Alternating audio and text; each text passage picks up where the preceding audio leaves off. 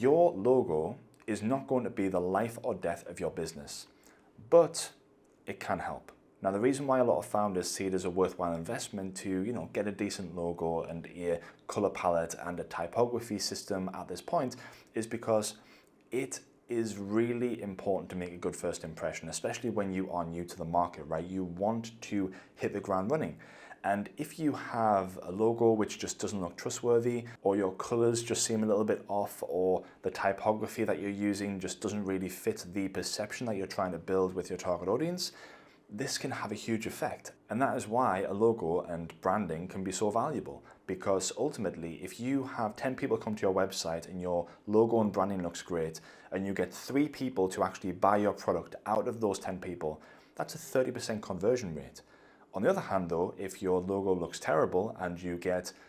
0 or maybe 1 person to buy out of every 10 people, that's only a 10% conversion rate. And that's not bad, but then times that by 100. So for example, if you have 100 people coming to your website,